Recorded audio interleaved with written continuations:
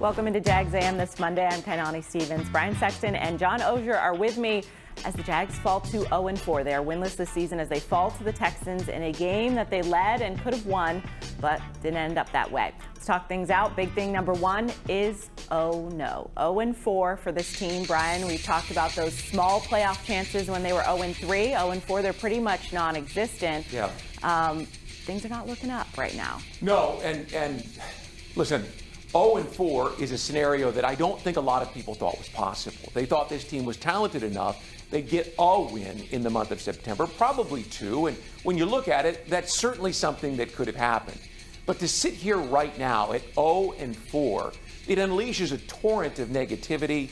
People aren't interested in your football team right now. You're coming home this week with the throwbacks that everybody wanted to see, right? There should be this enormous groundswell with Tom Coughlin going into the Pride, the legends here. If you had just one win right now, you could sell a win over the Colts, and we're right in the thick of this thing. But to watch it get away, and John, the thing that stood out to me is they had 4th and goal at the 1 yard line, and I doubted that they would get it. And they got the ball back with 3:51 left to play, and I thought, uh-oh. And they went 3 and out. It's almost predictable that this team is going to find a way not to get the job done, because that's what they've done the first 4 games. Yeah, I actually had, believe it or not, some positive emails from people saying, hey, they played better, they did good things. And they did, and they've done good things week 1 or 2. The problem is, this is not a team right now that's built to build, and I'm not saying they don't want to build at this point, but this was not supposed to be a 1-3 or 0-4 or even 2-2 coming out of the gate. It was supposed to do it now, and they're not doing the things now that you have to do to win. There are spots, but here and there an improvement and spurts. That's not what this season's about. But the critical spots, and that's the part that I have the most regret for, the critical moments. Look, you got it, 4th and goal at the 1 yard line. Whether you want them to kick or go for it, you got to get the points. You can't come away with nothing. 3:51 left to play. You have 2 timeouts, and you have a 3-point lead at your own 30-yard line, and you can't get a first down or 2? I mean, that's what an elite quarterback is supposed to get you. That's what a team that expects to win is supposed to be able to do. And yet, in the biggest moments, the last couple of weeks, when the most opportunity was there, they haven't been able to do it. That leads us into big thing number 2, which is Trevor trouble. Brian, you touched on it, but Trevor also talked about it. There were some missed throws out there, some missed opportunities that he didn't take advantage of. Yeah, I guess I'll have to watch it. Both felt good coming out, and obviously just missed it. Guys did a good job today of getting open. They played a lot of man coverage, which is something, as an offense that you like to see. Your players get a chance to go win one-on-ones, and as a quarterback, you get to go, push the ball downfield at times. So, it was just missed a few. John, there's a lot of problems with this team right now, not just Trevor, but I think we needed more from Trevor yesterday, and I think those 2 missed throws were big. I think the 4th and 1. There were plays out there to be had that we didn't get from him. Yeah, look, on the bomb to Kirk, not every quarterback completes that every time.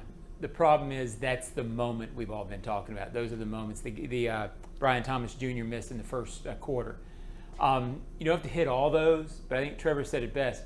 You're not going to hit them all, but you've got to hit more than he's hitting. There's also the moments. There's some pocket awareness stuff. Not awful yesterday, but still going on.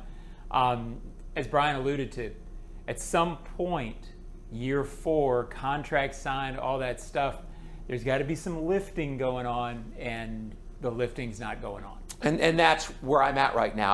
I've had this conversation with people about, does Trevor have enough confidence? And I look at a guy, and it clearly looks to me like he is struggling with the weight of the expectations. In fact, the head coach even said that. The guys on the television broadcast talked about him mentioning it in their production meetings, that he appears to be dealing with something, the expectations that he didn't the first couple of years. So I get it, his confidence. But how about my confidence in him? When the moment is there, John, I expect him to be able to make it. All the time, no, I don't think he's Tom Brady. I don't think that he is Patrick Mahomes. But 3:51 left to play, 2 timeouts, and you've been able to move the ball effectively, and you can't get a first down or 2 to salt this one away. My confidence in him right now is a bit shaken. I hope that that's just me, an observer, and not the locker room. Yeah, the shame of it is on the drive you're talking about, Brian. 2nd and 10, he made what really wasn't a bad throw over to Gabe Davis, and the Texans defender made a nice play getting the ball. But when I say that, we're talking about moments and we're sort of picking it apart. Big picture, those moments have to happen more. And as Brian said, you don't have a feeling 4 minutes, 6 minutes, key situations that there is a surge forward. You feel like there's sort of dog paddling, if you will. And this conversation and conversations like these, Kai, are going on all over town, and they're not going away. And they shouldn't at this point in time. He's going to have to fight through this. Whether it's his wife, whether it's his family, whether it's a coach, someone's going to have to help him through this very difficult stretch. And if they do, I believe he's capable of being reclaimed and being a guy that can lead this team to wins. But this is real adversity, and personally, he's got to get through it. I think we all know he's capable. It's getting through that adversity, fighting through that we've talked about. And that's definitely not going to end anytime soon because we're only 4 games into the season.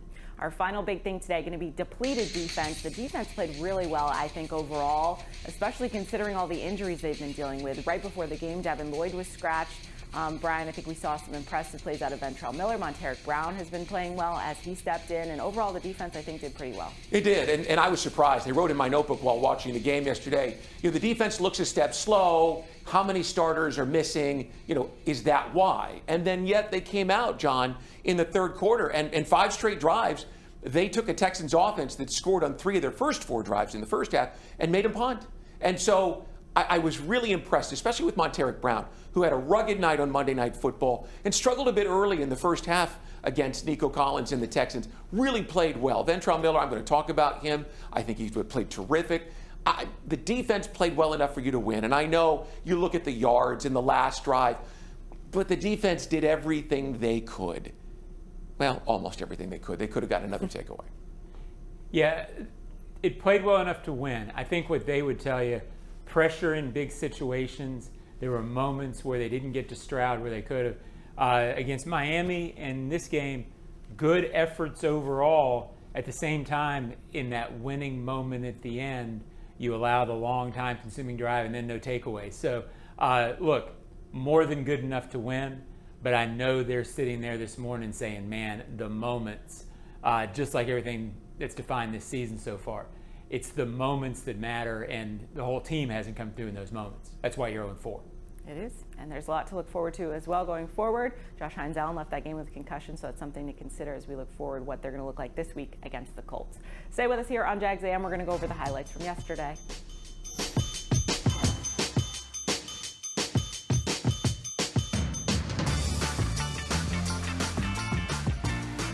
Frank Frangie here. When you want barbecue in Jacksonville, you want Bono's Pit Barbecue. You can find Bono's locations all around town and on game day at Everbank Stadium because Bono's is the official barbecue of the Jacksonville Jaguars. Over 70 years of authentic Southern Pit Barbecue, we are the local barbecue joint in BBQval for generations of people in Jacksonville. Go to bonosbarbq.com to learn more or call 904-880-8310 today. And remember, if you don't see a pit, it ain't legit.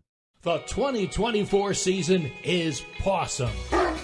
Register your pet for the Four-Legged Fan Club, presented by Forever Vets Animal Hospital. Your furry friend can access exclusive merchandise, events, and sweepstakes throughout the season. Fan club members will be automatically entered to win the Pet of the Game sweepstakes with 2 Jags tickets and sideline passes for pet owners and the chance for your pet to be featured on the video boards as Pet of the Game. Visit Jaguars.com/promotions/Four-Legged Fan Club to sign up. Are you ready for a taste bud touchdown? Well, Jags fans, if you're at the bank and craving a snack that's shell-shockingly good, look no further than Luray Peanut Company's boiled peanuts. Picture this, you in the stands, cheering on your Jaguars, and in one hand, a bag of piping hot boiled peanuts. With original or Cajun to choose from, they're so delicious, you'll wonder where they've been all your life. So grab them while they're hot and get back to the game. And as always, Duval. Luray boiled peanuts, where every nut is a winner. We need to define a great deal in today's new home market because the so-called great deals that you find on every corner just aren't the same as the incredible opportunities you'll find with a new Dreamfinders home. How about 2.99% in year 1 in one of Dreamfinder's 15 communities across North Florida? Now that's a great deal. 2.99% interest rate in year one, and a beautiful new Dreamfinders home. Visit dfhsalesevent.com for our largest savings of the year on move-in ready homes. That's dfhsalesevent.com. Calling all loyal Jags fans and loyal Gate customers, football is back. And you and 3 friends could win a chance to meet Trevor Lawrence. Entering is easy. Just buy any 5 28-ounce Gatorade or Gatorade Zero products at Gate with your MyGate Rewards app, and you'll be automatically entered. Not a MyGate Rewards member? Download the app and sign up today. See store for details. Alternate entry available at GatoradePromos.com/TLAW. Facing cancer takes a lot of determination, strength, and support. And you'll get it all at Baptist MD Anderson Cancer Center. Determination from world-renowned doctors, giving you specialized treatment with cutting-edge technology and research. Strength and support from a dedicated team, caring for you completely, during and after treatment. Don't face cancer with anything less than the team at Baptist MD Anderson. Appointments available at baptistmdanderson.com. Move the freight, move the freight. Magellan Transport voted the coolest office space in Jacksonville. You can apply online at www.magellanlogistics.com. You can also register your furry friend for the Jaguars official four-legged fan club for pets, presented by Forever Vets Animal Hospital. Your pet will receive access to exclusive merchandise, events, sweepstakes all throughout the season. Visit jaguars.com/promotion/four-legged fan club to sign up today. Start worrying about your status at this point. My status? Yeah. After an 0-4 start. I mean, no. I mean, it's kind of a strange question, but okay. Head coach Doug Peterson asked after the game about his status going forward with the team, as the team is 0-4. We haven't seen any changes yet, but always an option. No, and you know, clearly it's an awkward question to ask. It's a tough question to answer. It's just life in the NFL. It's not like Doug hasn't heard that before. It's not like every coach whose team is in a losing rut doesn't hear that. It's a fair question, and he gave it an answer. Yeah, it'll be a topic till it's not, and that's not my exact hot take, but something along those lines of hot take later, so I'll save it. Okay. All right, let's look at some of the film from yesterday. There were some good things, and then there were some not so good things. So let's start off with this muffed punt. This felt like the play that the Jaguars needed, right? They're waiting for that sign. Daniel Thomas able to recover this at the 2-yard line, give yourself a short field after, not getting anything going on offense to get the ball immediately back in the red zone. Felt like maybe this is the moment. Finally, right? Yeah. And I did think when they got the ball at the 2 here, they were going to score. I mean, this team had been waiting for something good to happen. And then, of course, the touchdown pass to Brian Thomas Jr., it felt like it made sense. Well, it was a little different scenario because they sort of had time after this play. They had time to sort of gather and come in, whereas they tried to go tempo later in the game and just never really could get that momentum back from the 58-yarder. It was a clutch play. It was a big-time play. I mean, it was a big-time moment to take advantage of it.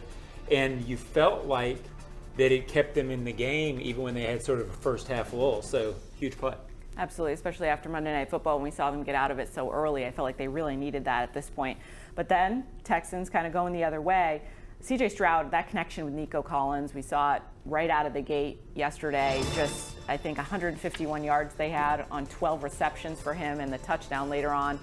That is just, I mean, I know they have a great wide receiving core, so it was going to be somebody, but that one really hurt yesterday. Well, you could choose. Was it DeAndre Hopkins, who used to beat the Jaguars, or Andre Johnson? Nico Collins is a guy that seemed like he could go against anyone and find any spot on the field and make a reception. It hurt, but it didn't. It felt like they kept it under control enough to stay in it. There's sometimes with a high-powered offense like this that you sort of have to, I don't want to say concede, you don't give 150, but I don't know that they felt like this completely controlled the game until the very end. The 27-yarder. Right, yeah. So stayed in it, but then again, big moments for this franchise this year, big moment at the end.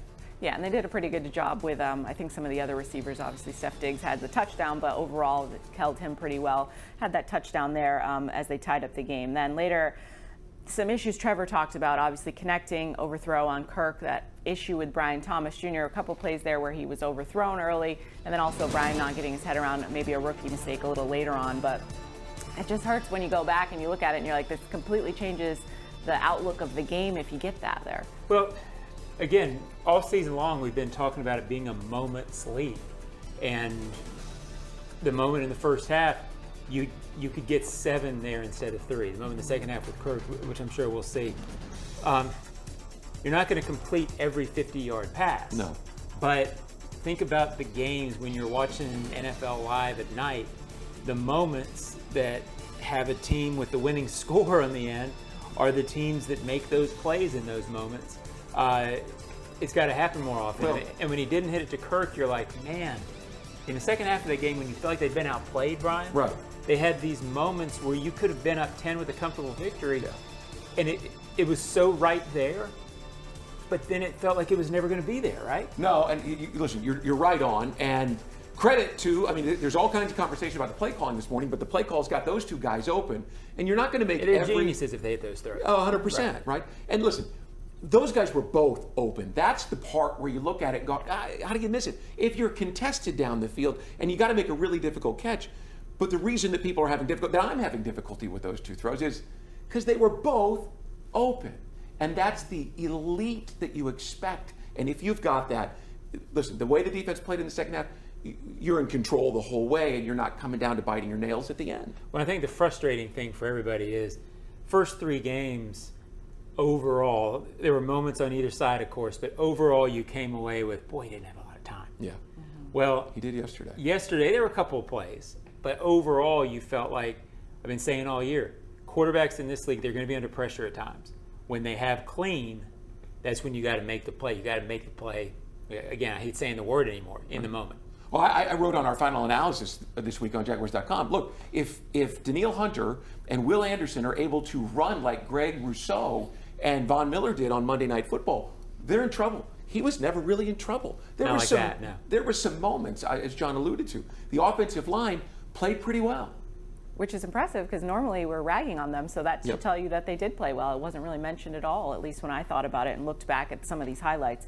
Let's look to the other side of the ball. We saw the holding penalty in the end zone. The defense was kind of holding it together, then that penalty, and then that led to Nico Collins' touchdown. Again, it's just the little things, and it's just making mistakes in those moments that hurts you and keeps these drives going.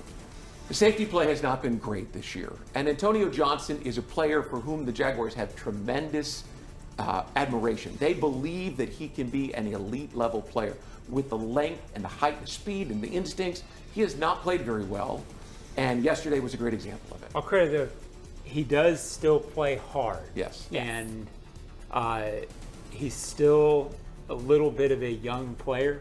So I think continuing to play hard as he gains more confidence and awareness, I think he'll get better from that. Big time hit late in the game. That was a great play to not get the penalty. That was really a big play late. So, but overall, no, the safety play hasn't been what they thought it would be. All right, let's look ahead to the Jaguars' other touchdown. BTJ, great catch to lead up to that catch from Christian Kirk, who had a pretty good day. I think this is why it gets so frustrating with Trevor, because you're like, I know you can make that throw. I see you make these throws. Tremendous catch from Brian Thomas Jr. as well. And then you don't get it when you need it, it feels like. It was a great throw, and this led to a touchdown. But unfortunately, really the only extended touchdown drive they had when they had an opportunity for, like I say, 2 or 3 more.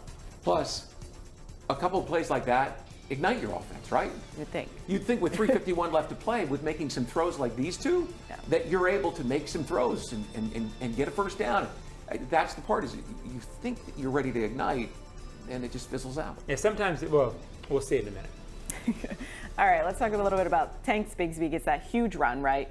Rips it off, almost makes it in, and then they give the ball back to him twice after that in that same drive, which he just ran almost 60 yards, so obviously he's tired. I understand you want to give the ball back to him, let him get the touchdown, but I felt the second time on second down when they gave it to him, it didn't work the first time. Maybe we bring in some fresh legs, something like that. I know revisionist history on Monday, but still. Well, I'll leave it with Fred Taylor, who told us on postgame radio last night that even him, right? And Fred's always like, I could have scored on that one. I would have scored on that one. He said, 60 yards, I'm gassed, I need a break. Fred never admits that, right? But he's like, yeah, I would have given him a break. Yeah, I think Trevor alluded to it. They've had success before where they go quick in that situation. The defense expects you to be trying to sub and trying to get set.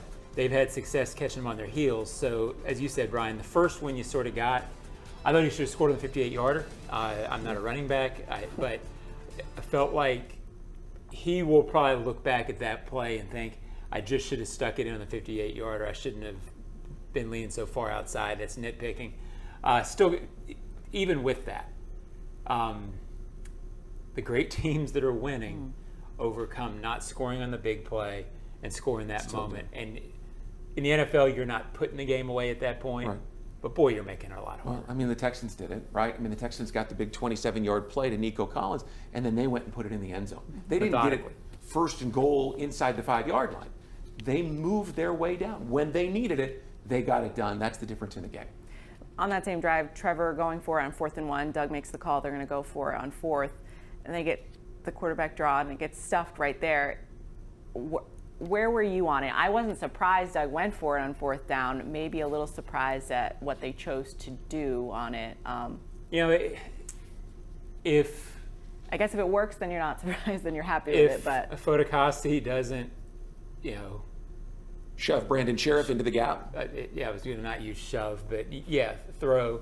Then it probably works and he walks in. So conceptually, the play probably should have worked. Didn't. I knew Doug was going to go. More. I knew he was going to go for it, right? Just like I knew 2 years ago he was going to go for the 2-point conversion. He wasn't going to try and coax his team in a losing streak to win. He was going to go for the win. However, if you're up 6, you get the ball back with 3:51 left to play. Now you just need to drive for a field goal, and now you make it a 9-point game. That's good strategy. Chasing points sometimes doesn't always work, not on the first play of the 4th quarter. I think with my team not playing well, my quarterback not playing well, I kicked the field goal. I trust my defense, which by that way had held the Texans to 15 yards in the 3rd quarter. I'm probably playing the more conservative angle there. I've always said I would kick in a lot of the situations where Doug goes for it, but I sort of resolved this 2 years ago. This is who he's going to be. So I'll play devil's advocate and say, you're up 3, you've just had the 58-yarder where for a moment for your team looks like you're going to clinch it. I wonder if he wasn't thinking we're going to be deflated either way, so we need to get points here.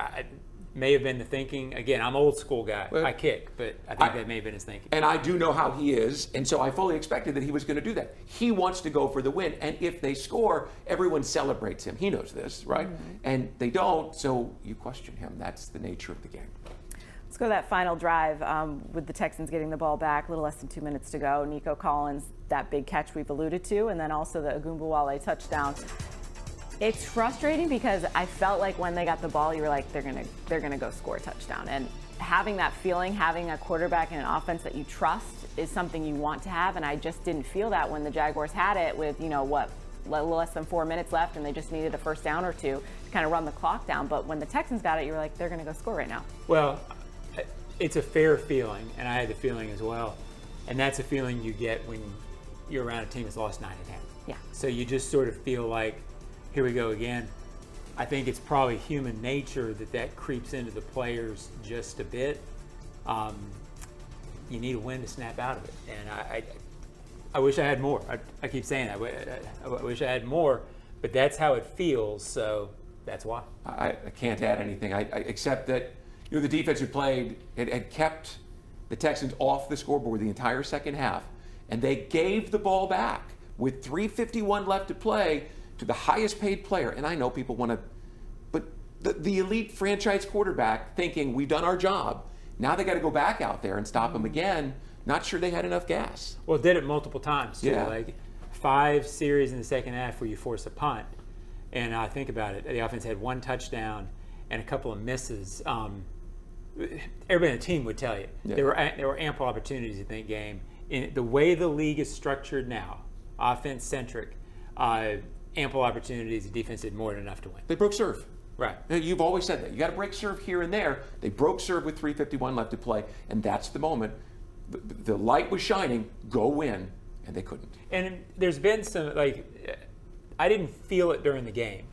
There's been some people talking about, well, they should have run when they got the ball with 3:51. They ran on first down, and I don't think the two play calls were, in this day and age, you could have drained clock, but 2 minutes, if they drain clock, you get the ball back with 2 minutes left. It's hard to play drain clock in that situation. In this day and age, you've got to complete some passes to keep the chains moving and the clock moving. So I don't necessarily think play call in that situation was negligent, whatever word you're looking for. I thought it was okay in that situation. They just weren't efficient. Right. They didn't execute. They did not execute. We're going to hear Doug's thoughts on play calling coming up after the break, and we'll give you our hot takes as well here on Jags A.M.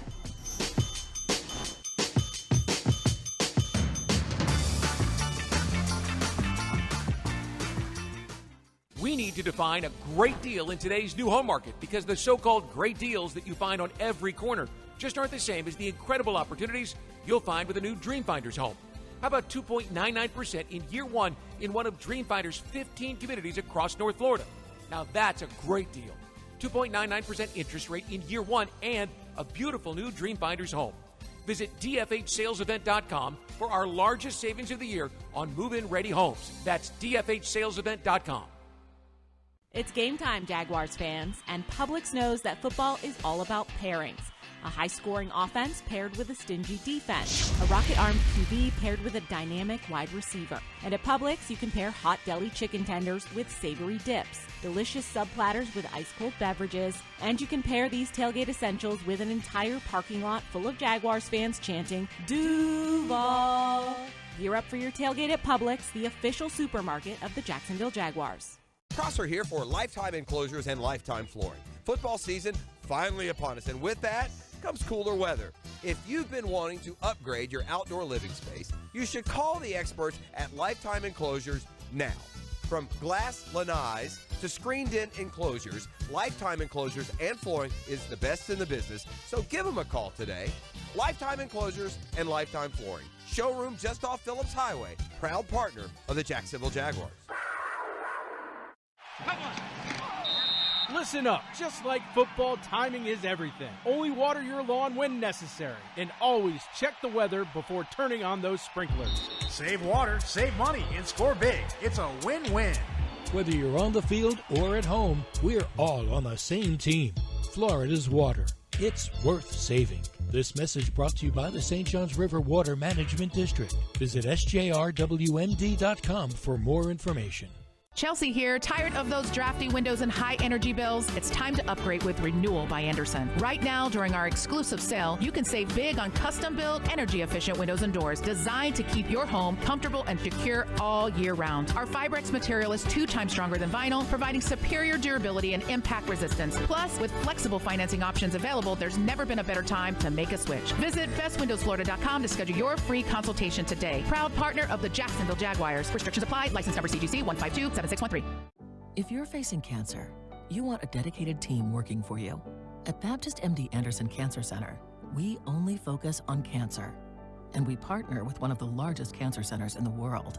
So you'll have a specialized treatment plan created by our experienced and highly trained oncologists and surgeons, collaborating with one of the country's leading cancer centers.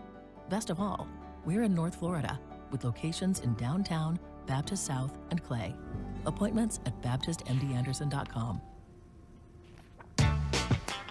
Jags fans, if you want customized Jaguars furniture for your home, check out zipchair.com to browse all the customizable options. Zipchair is furniture for fans. Is there any chance you take the headset over just to change this thing up? For what? I thought he called a great game.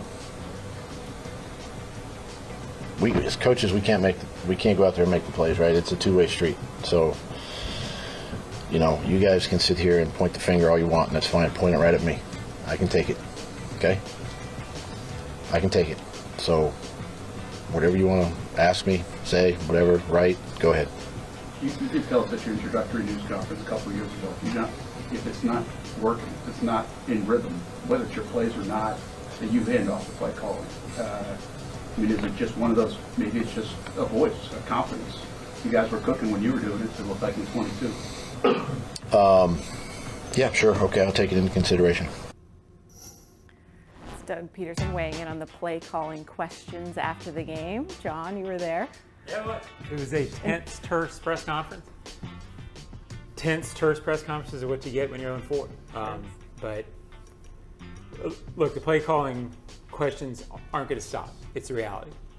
Doug sees it one way, observers see it another way. Look, I never go to the play calling thing because I think it's the low-hanging fruit, and I'll give you the best example of it.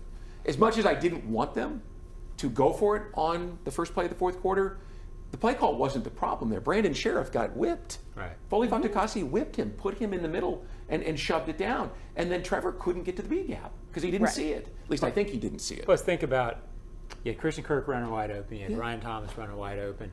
Nice call on the 58-yard run, by the way. You're 3rd and 3. Yeah. If that gets stuffed, oh, you're an idiot. If it works, nobody thinks about the fact that it was a good play call. So, which is why play calling is such a misnomer. Right, but it's a topic, well, it's and it's not going to not be a topic. Well, because it's what people see, and most people don't go back and watch the tape, watch the video, and see, oh, well, if he just makes this block, he scores. Right. Maybe that wasn't a bad play call. You can't expect people are going to do that. So play calling isn't going to go away. And Doug could make it go away by saying, it's me.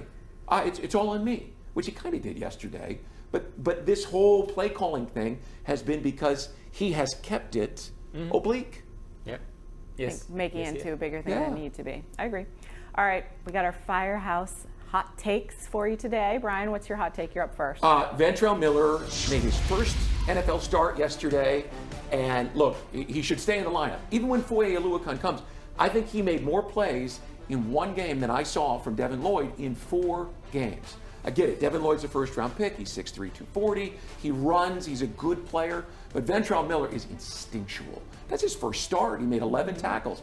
I would argue, John, with respect to Roy Robertson Harris and his big sack, that Ventrell Miller was the best player on defense yesterday.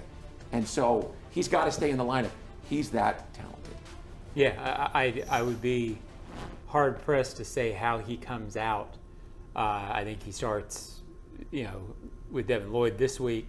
And I think once Foye comes back, you got to keep Ventrell on the field. And a 3rd-round pick who spent his entire rookie year on IR with an Achilles. And you know as well as I do, there's lots of players who don't ever recover from the Achilles. Yeah, that's a worse injury these days than the ACL. Yeah. So credit to him for staying with it. And as you said, a very instinctive player and a guy who clearly, I think it was Travis Etienne after the game, talked about how much energy they come. Gave some pop to the game. This is a kid who loves being on the field, loves being in the moment.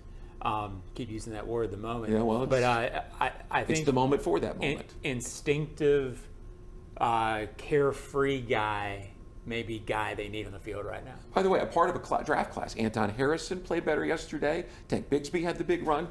Brenton Strange made plays. Ventrell Miller made plays. Tyler Lacey was on the field. Brenton Strange might be the best blocker on the team. Yeah. Absolutely. Regardless of position. That draft class from a year ago is even though it's not producing wins, it's producing some hope that this team can get better. I think you're seeing some good things from all of them. Keeping him healthy will be key to keeping him on the field. Important going forward. John, what's your hot take for us today? It's not that hot, unfortunately, but it's just about pride now until it's not. And this is sort of a double-edged sword. Yeah, they got to play with pride. The problem is until they win their way back into me being able to talk about playoffs with a straight face, all you can really talk about is, hey, you guys, you got to play with pride. That's not where you want to be at 0-4. So this is not necessarily a great hot take for players, fans. Look, I don't want to hear it anymore about what you can do, what you can save the season. Yeah, you can save the season, but until you go win a few games and get back into this thing, then it's about pride and how much you want it. And it will be tested over the next couple of weeks. You're at home. Your fan base's pride is wounded, right? So how about giving them a chance to be proud again? And Tom Coughlin's going into the pride of the Jaguars on Sunday, the throwback uniforms that everybody was so excited about. How about giving this crowd on Sunday an opportunity to enjoy the moment? They haven't had much of that this year. They have not, and I think at a point you have to hate losing more than, we want to win, but you need to hate where you're at right now and do everything you can to get out of that. And I think that's part of what we're dealing with is now, I thought they played with that yesterday. I do too. I think they came out with good energy. Unfortunately, sometimes it's a long season. All these games are tough. you have to do it all the time and in every moment, and then the percentages start playing your way. Yesterday when they played with pride, again, the not making the big plays and the big moments bit them, and it's been that sort of season. Mine's a little more grander scheme. I think things are at 0-4 right now. Changes are coming whether we like them or not. And I just mean that in the sense of it's National Football League. If you don't win, which we've heard Shad Khan wants to win now, there will be changes. I don't know when they're going to be, what they're going to be exactly, but, you know, we're locked into Trevor, we're locked into certain people, but everybody else, it's like, you know, you need to kind of go out there and earn your position, earn your spot, and find a way to make this work, because we're not going to see this same group of people again next year after this. I wouldn't be surprised, and I'm just guessing here, if the play calling situation isn't ironed out this week, right? The owner said he wanted it. Clearly, Doug is tired of dealing with that question. You can make it go away. That would be a simple one. I'm taking the play calling back. It's now me. And it's now on me, so let's just focus it all here. I think he's had a hand in the play calling all along, right? The two men are of such a close relationship that they don't work absent of each other on the offensive side of things. True. But I think you could throw this out there, right? It's the sacrificial issue. Throw it out there. Doug says, it's me. Stop pointing to Press. I got this. I need Press to work with the quarterback and get him right. Yeah, maybe. I'm not holding my breath. Yeah, well. We'll see. If he wants it to go away, that's what he does. Sure. That's something we'll keep an eye on this week. Stay with us here on Jags A.M. We'll tell you what's coming up the rest of the week before the Colts game.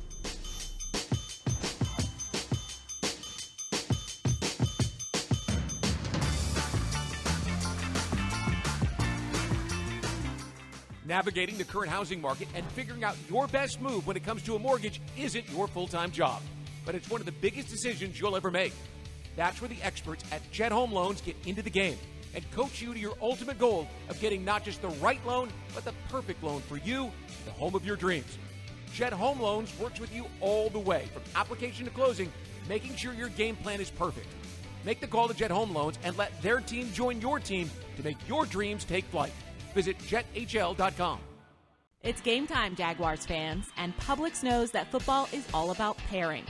A high-scoring offense paired with a stingy defense. A rocket-armed QB paired with a dynamic wide receiver. And at Publix, you can pair hot deli chicken tenders with savory dips, delicious sub-platters with ice-cold beverages, and you can pair these tailgate essentials with an entire parking lot full of Jaguars fans chanting, Duval! Gear up for your tailgate at Publix, the official supermarket of the Jacksonville Jaguars. The kick is up. It's good! Score winning sub deals this Jaguar season at Firehouse Subs. Receive 50% off on any sub when the Jaguars kick a field goal of 40 yards or more. It's a bold deal for the bold city. Download the Firehouse Subs app for offer details. Redeemable only at participating Jacksonville and Orlando area restaurants. Only available in the Firehouse Subs app. For us, treating cancer is personal. We're Baptist MD Anderson Cancer Center, and we know that every patient is unique. So you'll have a plan created by world-renowned doctors and tailored to your needs. And everyone here will support you every step of the way, so you're physically, emotionally, and spiritually strong for the journey. Don't face cancer with anything less than the team at Baptist MD Anderson. Locations in downtown, Baptist South, and Clay. Visit BaptistMDAnderson.com. Calling all loyal Jags fans and loyal Gate customers, football is back. And you and 3 friends could win a chance to meet Trevor Lawrence. Entering is easy. Just buy any 5 28-ounce Gatorade or Gatorade Zero products at Gate with your MyGate Rewards app, and you'll be automatically entered. Not a MyGate Rewards member? Download the app and sign up today. See store for details. Alternate entry available at GatoradePromos.com/TLAW. Listen up. Just like football, timing is everything. Only water your lawn when necessary. And always check the weather before turning on those sprinklers. Save water, save money, and score big. It's a win-win. Whether you're on the field or at home, we're all on the same team. Florida's water. It's worth saving. This message brought to you by the St. Johns River Water Management District. Visit sjrwmd.com for more information. Jags A.M. brought to you by Baptist Health, changing healthcare for good. It's frustrating. It's not going our way. We weren't able to find a way to win this game. We had some mistakes out there, yeah, but we just have to stay together. It's going to teach us something. It's going to prepare us for the future, and stay positive. I mean, there was things that we did well today, and we just have to do more of it, you know. And I don't think we don't need to blow everything up and start over. Like we got good players. We have a good scheme offensively. We had great things today, and we just got to consistently make those plays. You know, I thought we had a lot of opportunities. So just keep working. That's the message. Just keep working this week. Keep working this week. It's going to be the Colts game this weekend, John, but it's not going to be Anthony Richardson. Looks like it might be Joe Flacco. Yeah, well, he's capable. Threw for 300 yards. He missed game last year. 3 touchdowns, yeah. And look, just to clarify here, you can win with Trevor. Absolutely. Sure. They've shown that. Yeah. They were 9-8 the last 2 years. Could have been better. Could have been worse. Whatever. You can win with it. It's not. I'm getting people. Oh, he can't do it. This and that. You can. He's just got to do it. Look, he is in the center of the blueprint for this franchise, and the salary cap now underscores that more than ever. It's more important right now to figure out how to get him back playing at a level that you can win and that you do win. That's the most important thing. Yeah. He is this quarterback. He is this franchise's quarterback and will be. He's got talent. He can play. What's going on? Figure it out. You got to get him back. Brian, what do we got? What do we have going on for the Colts game for Tom? I actually sat with Tom and had a wonderful conversation that could have gone on for hours. It's about 30 minutes. That will debut some point this week, and I'm looking forward to being on the stage with him at halftime to introduce him. I think I introduced Shad, who introduces him, but to me, who was here in the early days, John was here too. To have gone through all of that with him, I'm really excited, and I hope people will come out. Absolutely. A special day. Looking forward to it. Yeah. Well deserved. We'll see you a little bit later on this week. We'll look ahead later this week at the Colts game and what we've got going on.